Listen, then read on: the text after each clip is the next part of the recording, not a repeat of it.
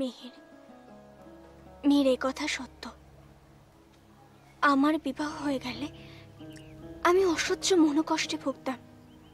এ কথা সত্য মিহির। আমার জীবন পুরো ধ্বংস হয়ে যেত। কিন্তু কিন্তু আমার সিংহল, আমার মা বাবা বিপদ মুক্ত হতেন। তাই এই সত্যটা আমার কাছে খুবই গুরুত্বপূর্ণ। কিন্তু মিহির, তোমার সঙ্গে এখানে এসে আমার জন্য তোমার এই সাহস দেখে আমি উপলব্ধি করতে পেরেছি তোমায় ছাড়া আমার জীবন হতে পারে না। তোমাকে ছাড়া আমার পক্ষে থাকা সম্ভব নয় মিহির, সম্ভব নয়।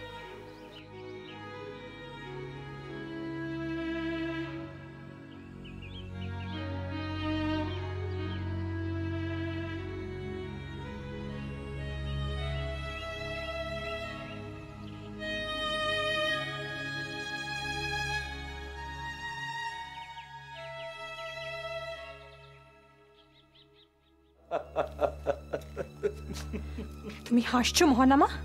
এত বড় একটা কাণ্ড ঘটে গেল আর তোমার হাসি পাচ্ছে? না আসলে আমি সত্যি খুব দুঃখিত পূর্ণিমা, কিন্তু আপনাদের এরকম অবস্থা দেখে আমার... কি উন্মাদের মতো কথা বলছো তুমি?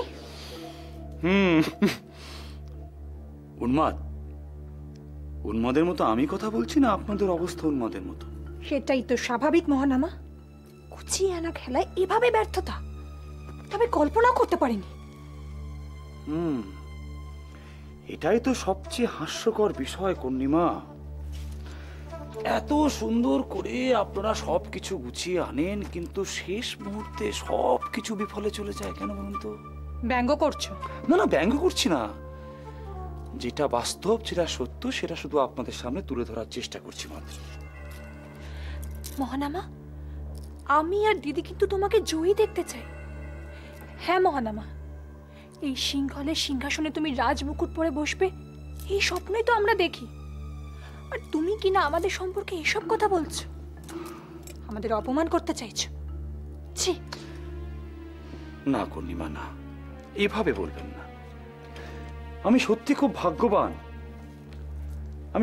ভাগ্যবান যে আপনাদের মতো মানুষজন আমার পাশে আছে, আমার জন্য চিন্তা করে, আমার জন্য ভাবে। কিন্তু এই সমস্ত পরিকল্পনা, চিন্তা ভাবনা শেষ পর্যন্ত কেন যে ব্যর্থ হয়ে যায়? তবে এই ব্যর্থতার কারণ একা কৌরুকী নয়। একা কৌরুকীর উদ্যোগে এত সব ঘটলো, এটা তো আমি মানতে পারছি না। তাহলে কে সেই ব্যক্তি যে আপনাদের সমস্ত পরিকল্পনায় জল ঢেলে দিচ্ছে? মহানামা, এখনই এসব কথা বলো না। এই পরিকল্পনা এখনো সর্বাত্মক ব্যর্থ নয়। চালু করা আসুক, তাহলে হয়তো। কেন মেনে নিতে পারছেন না বলুন তো আপনারা? কেন সত্যটাকে মেনে নিতে পারছেন না? কেন বুঝতে চেষ্টা করছেন না যে আপনাদের সমস্ত পরিকল্পনায় আদপে কোনো শক্তিই নেই? তার কারণ তোমার মতো হাল ছাড়ার মানসিকতা আমার অন্তত নেই। কৌরুকীর একার পক্ষে আমাদের পরাস্ত করা সম্ভব হতো না যদি না সেই ব্যক্তির সাহায্য আর সমর্থনও পেত। কোন বিশেষ ব্যক্তির কথা বলছেন? কাকে সন্দেহ করছেন? সন্দেহ করছি না আমি নিশ্চিত কৌরুকীকে সাহায্য করেছে জয়দ্রথ। জয়দ্রথ? হ্যাঁ, লোকচক্ষুর অন্তরালে আত্মগোপন করে থাকা সম্ভব হতো জয়দ্রথের সাহায্য নিয়েই। আর তাছাড়া এই প্রাসাদে এত প্রহরী, একা কৌরুকীর পক্ষে না। মহানামা, আমি নিশ্চিত জয়দ্রথই এই ঘটনার মূল কাণ্ডারী। আপনি নিশ্চিত তো? হ্যাঁ, আমি নিশ্চিত জয়দ্রথ ছাড়া আর কেউ না। ও, তাহলে তো জয়দ্রথকে আমার কৃতজ্ঞতা জানানো উচিত। কি বলছো কি তুমি? হ্যাঁ, কারণ সেই তো শেষ পর্যন্ত খনাকে রক্ষা করলো, এবং শুধু খনাকে নয়, একই সাথে সে আমার মান সম্মান সবকিছু রক্ষা করলো। তার মানে আপনারা চেয়েছিলেন একটি বালিকার চোখের জলে আমার রাজ্যাভিষেকের পথটাকে সিক্ত করতে। আপনারা চেয়েছিলেন আমি আমার মান সম্মান আত্মসমর্যাদা সবকিছু বিসর্জন দিয়ে রাজ সিংহাসনে বসবো। এটা আমি কোনোদিনই মেনে নিতে পারবো না পূর্ণিমা, কোনোদিন না। তাই আজ যখন আপনারা ভাবছেন যে খনাকে রক্ষা করেছে জয়দ্রথ, তার মানে সে একই সাথে আমার মান সম্মান সবকিছু রক্ষা করেছে, তাই না? মূর্খ, মূর্খ তুমি মহানামা। এই সিংহাসনে বসার বিন্দু মাত্র যোগ্যতা তোমার নেই। এই রাজনীতিতে অংশগ্রহণ করার যোগ্যতাও তোমার নেই। হ্যাঁ, নেই, ঠিক তাই, একদমই নেই। কারণ এই রাজনীতির বেড়াজালকে আমি ভয় পেতে শুরু করেছি কর্ণিমা, আমি ভয় পাচ্ছি। আর তাই আমি মনে প্রাণে চাই না, আমি চাই না আমার বৈবাহিক জীবন যেভাবে বিষাক্ত হয়ে গেছে, খনার বৈবাহিক জীবনও সেভাবে বিষাক্ত হয়ে যাক। এই নির্বাসন কক্ষই তোমার জন্য শ্রেয় মহানামা। হ্যাঁ, জয়ের স্বাদ পাওয়ার বিন্দু মাত্র যোগ্যতা তো তোমার নেই। তোমার এত দুঃসাহস, তুমি আমাকে আর দিদিকে ছোট করে দেখো। তুমি এই নির্বাসন কক্ষেই থাকবে মহানামা, কারণ তোমাকে মুক্ত করার বিন্দু মাত্র কোনো ইচ্ছে আমার অন্তত আর নেই।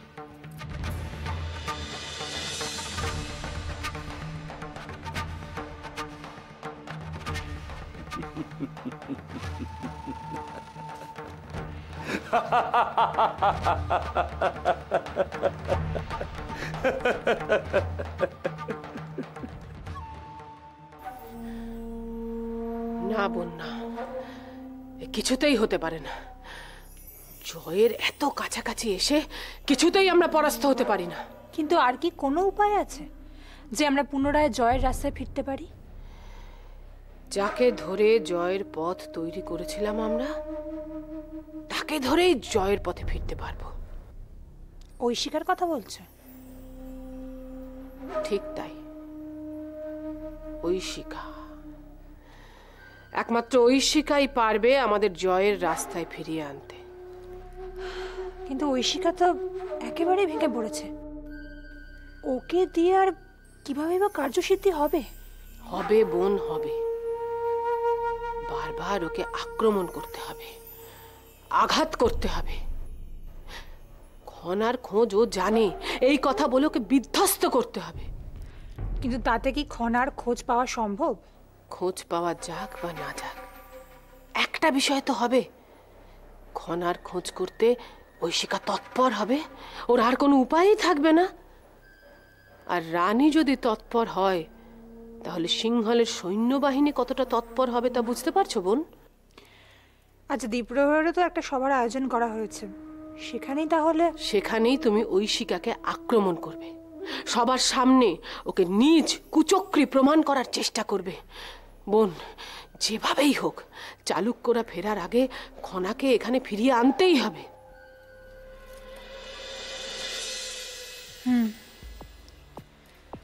কিন্তু একটা কথা দিদি, খনার খোঁজের ব্যাপারে আমরা কিন্তু বড় বেশি অন্যের উপর নির্ভর করছি, নিজের থেকে তো বিশেষ কিছুই করতে পারছি না আমরা।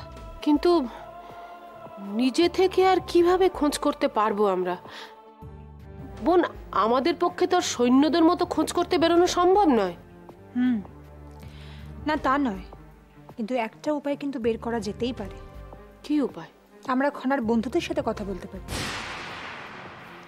দরকার হলে ওদের উপর চাপ সৃষ্টি করে সংবাদ বার করে নিতে পারি। কেউ না কেউ তো জানবেই খনা কোথায়। ঠিক বলেছ বোন,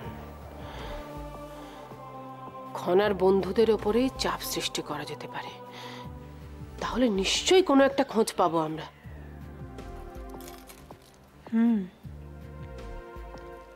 এক কাজ করে দিদি, ওই ঋদ্ধিকে একবার ডেকে পাঠাই, নিশ্চয়ই ওর কাছ থেকে কিছু না কিছু সংবাদ পাওয়া যাবে। তাই করো বোন, যেভাবেই হোক খনার বন্ধুদের কাছ থেকে এই সংবাদ আমাদের বার করতেই হবে। তারপর দেখব কে আমাদের জয়ের পথে বাধা হয়ে দাঁড়ায়।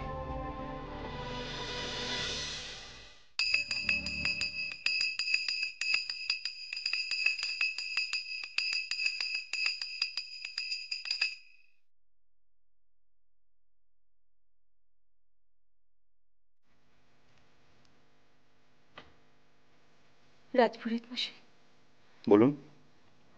আমার আপনার সাথে একটা বিশেষ আলোচনা রয়েছে। আপনাকে কিন্তু ভীষণ বিধ্বস্ত দেখাচ্ছে। আপনি কি নিয়ে এত দুশ্চিন্তা করছেন? আমার খনাবার এখনো পর্যন্ত আমি কোনো খোঁজ পেলাম না। আমি জানি না আমার কণামা কোথায় আছে, কি করছে, কেমন আছে। আমি আপনার মনের অবস্থা বুঝতে পারছি, কিন্তু তাও বলবো এত চিন্তা করবেন না। খনা যেখানেই থাক নিশ্চয় নিরাপদে আছে, ঈশ্বর ওকে রক্ষা করবেন। আপনি একবার আমার কথা ভাবুন তো রাজপুরোহিত মশাই। খনা নিখোঁজ হওয়াতে সকলে আমাকে দোষারোপ করছে। আপনাকে? হ্যাঁ, আমাকে দোষারোপ করছে। সবাই বলছে আমি নাকি খনাকে কোথায় লুকিয়ে রেখেছি। ছি ছি ছি, এইভাবে আপনাকে দোষারোপ করা তো মহাপাপ। কিন্তু আমি তো কাউকে বোঝাতে পারছি না, কেউ তো বুঝতে চাইছে না এই কথা। আমি আমি সত্যি কিচ্ছু জানি না খনার ব্যাপারে। আমি জানি রানীমা, আপনি নির্দোষ। আপনাকে দোষী ভাবাটা অন্যায়, কিন্তু নিয়তির কি নিষ্ঠুর পরিণাম যে এ কথা আমি কারোর কাছে বলতেও পারছি না।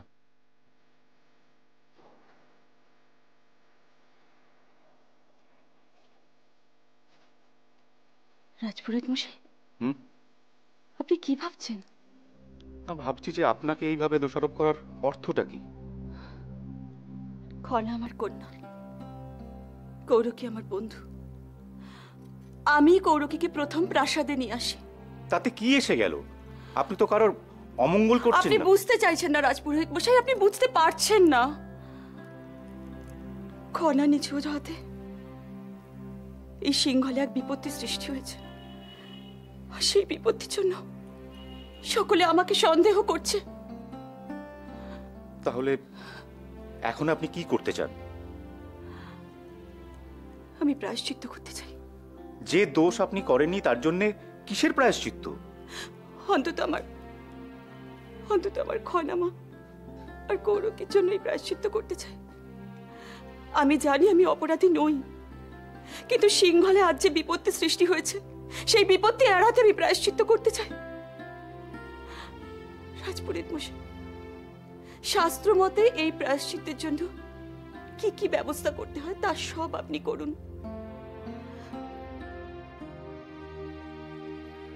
হায় ঈশ্বর, এ কোন দ্বিধার মধ্যে তুমি আমাকে ফেললে? রাজকুমারী খনার নিখোঁজের ব্যাপারে তো আমি জানি, কিন্তু চাইলেও সে কথা আমি বলতে পারছি না। তাতে যে মিহির বিপদে পড়বে। হায় ঈশ্বর, প্রায়শ্চিত্ত তো আমার করা উচিত, আমার।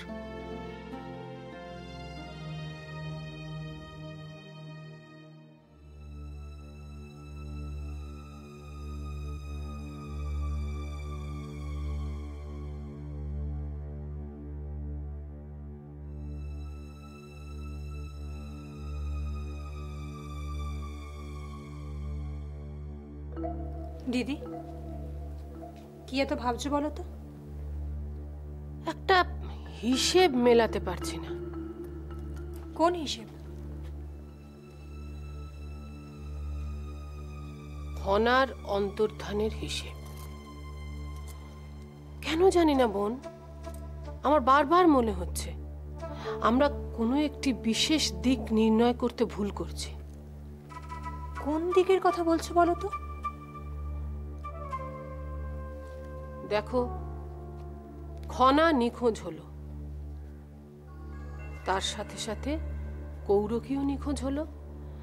তার মানে ধরে নেওয়া যেতেই পারে যে কৌরকি খনার সাথে গেছে। কিন্তু কার সাহায্যে ও এত বড় সিদ্ধান্তটা নিল? ঐশিকা, জয়দ্রথ, দেবী জাহ্নবী, নাকি সমৃদ্ধি? তাই যদি বলো দিদি, তাহলে তো সবার কথাই আলাদাভাবে ভাবতে হয়।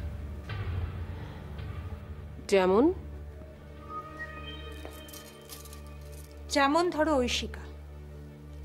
খনার বিবাহের ব্যাপারে আমরা ঐশিকাকে রাজি করিয়েছিলাম, তাই ও এই কাজ করতে পারে বলে আমার মনে হয় না। যদিও ওর উপর সর্বক্ষণ আমাদের মানসিক চাপ সৃষ্টি করে যেতেই হবে। তাহলে জয়দ্রথ? জয়দ্রথ এই কাজ করতেই পারে, যদিও সে প্রাসাদেই রয়ে গেছে। তাই খনাকে যেখানেই সরানো হোক না কেন, ও প্রত্যক্ষভাবে জড়িয়ে নেই। তাই সরাসরি ওকে আমরা কোনো প্রশ্নই করতে পারবো না।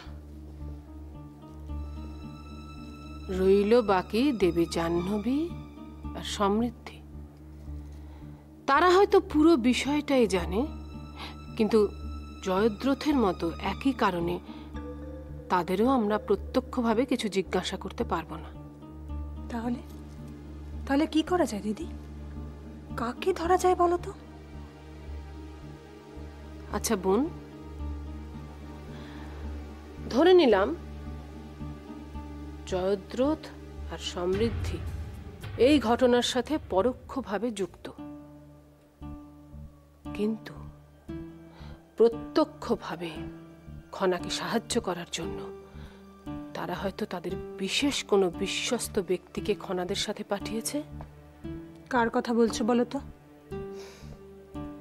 বোন, খনা যবে থেকে নিখোঁজ তবে থেকে মিহিরেরও কোনো সংবাদ পাওয়া যাচ্ছে না। এই ঘটনা কি তোমার কাছে অতিরিক্ত কাকতালীয় বলে মনে হচ্ছে না? তাছাড়া খনা আর মিহিরের মধ্যে একটা অদ্ভুত যোগসূত্র আছে, সেটা আমি নিজেও অনুভব করেছি। খনার জন্য মিহির সবকিছু করতে পারে?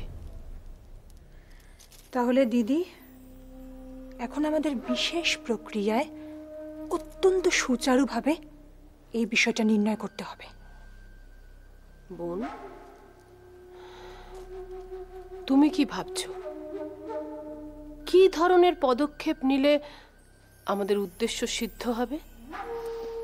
পদক্ষেপ তো একটাই দিদি, বিকেল হতে এলো, যে কোনো মুহূর্তে রাজপুরোহিত মশাই প্রাসাদে আসবেন। বুঝেছি, তুমি তাকে প্রশ্নবাণে জর্জরিত করে আসল সত্যটা উদ্ঘাটিত করতে চাও। আবার কি দিদি, এই সময়টা অত্যন্ত গুরুত্বপূর্ণ। যেভাবেই হোক মন্ত্রিমণ্ডলের সামনে সত্য উদ্ঘাটিত করতেই হবে। প্রণাম মাসুমা। প্রণাম কন্নিমা। কি সংবাদ? রাজপুরোহিত মশাই প্রাসাদে এসে গেছেন। ঠিক আছে, তুমি যাও। দিদি, আর বিলম্ব কেন? এই সময়টা যেভাবেই হোক কাজে লাগাতেই হবে। চলো। আমি প্রস্তুত বোন, চলো চলো।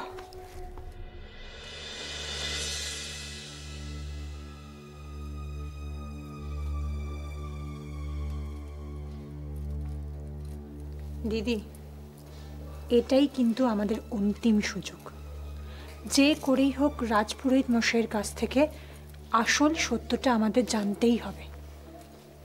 ঠিক বলেছ বোন, খনার কোনো সন্ধান আমরা পাচ্ছি না।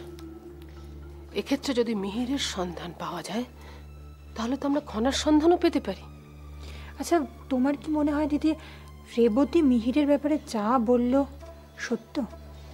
মানে মিহির কি সত্যিই কোনো আত্মীয় অসুস্থতার জন্য অনুরাধাপুরমের বাইরে গিয়েছে? হতে পারে, কিন্তু আমার মনে কেন জানি না সংশয় থেকে যাচ্ছে। কি সংশয়? দেখো, যেই মুহূর্তে খনা নিখোঁজ হলো ঠিক সেই মুহূর্তেই মিহিরের আত্মীয় অসুস্থ হয়ে পড়ল। তার মানে তোমার মত অনুযায়ী খনার নিখোঁজের পেছনে মিহিরই দায়ী? এটা সত্য নাও হতে পারে, কিন্তু আমার স্থির বিশ্বাস এটাই। কিন্তু দিদি, আমাদের ধারণা তো ভ্রান্তও প্রমাণিত হতে পারে। মানে সত্যিই হয়তো মিহির কোনো আত্মীয় অসুস্থতার জন্য অনুরাধাপুরমের বাইরে গিয়েছে।